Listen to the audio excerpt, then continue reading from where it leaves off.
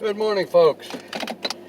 It's Saturday, and we're going to make a dump run with a pretty small load, but that's okay. Maybe you'll see some foliage out the window while I'm driving. I should have washed my window, I guess. Anyway, my old Jeep, we went down below freezing again last night, and my old Jeep turned over one or two more times than usual before it actually started this morning, because I've got a cheap Walmart battery. I had a Walmart battery before this one, and it actually went bad before its warranty was out, and they completely replaced it with a brand new one. Well, the brand new one is cheap too, so I am planning to buy a new battery for my car, my Jeep, which will cost a couple $100, I expect, at least. But it'll be worth it. It should last a few years, more so than these Walmart batteries, so can't say anything good about them. Anyway, let me pick up where I left off yesterday. When you're out and about, we live in dangerous times, and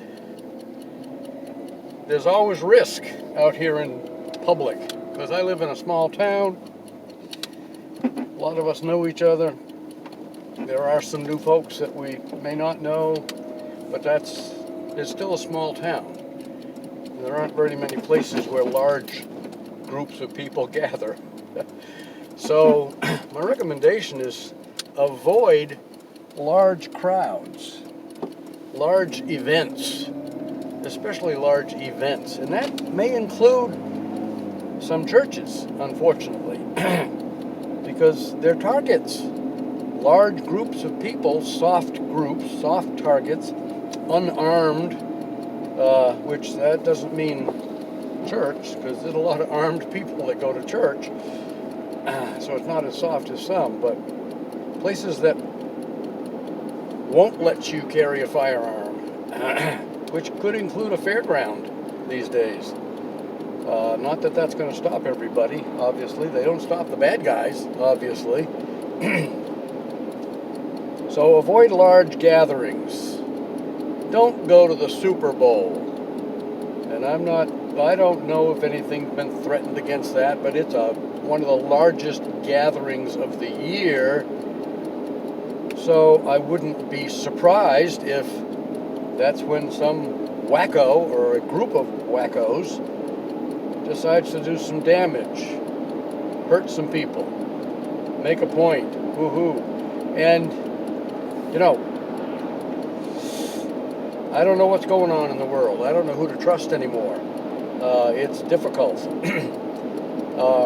because there's so many conflicting stories and what appears to be evidence that the company line from our leaders is not necessarily the truth. We can go back to 1963 on that one, all the way along. Every big event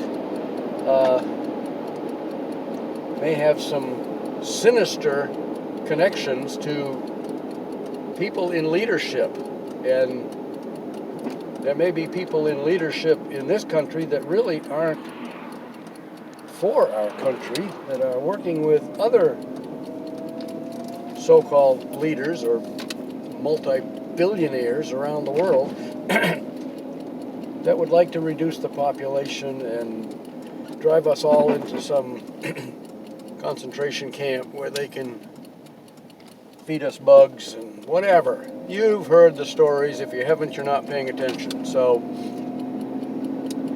anyway, be careful out there. One of the things you can do as your situational awareness, be aware of what's going on around you. Use windows when you're pumping gas or stuff. Watch the reflection in your car windows so you can see what's going on behind you.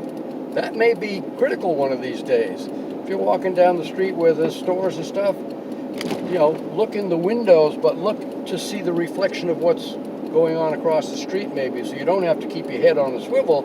Use some of these windows as mirrors so you can see what's going on behind you. That's something I do. I'm not paranoid, and I don't expect you're going to be paranoid either. But be careful, people. It's a risky world we live in, and we Americans have made some other people angry. So, I hope you have a great weekend.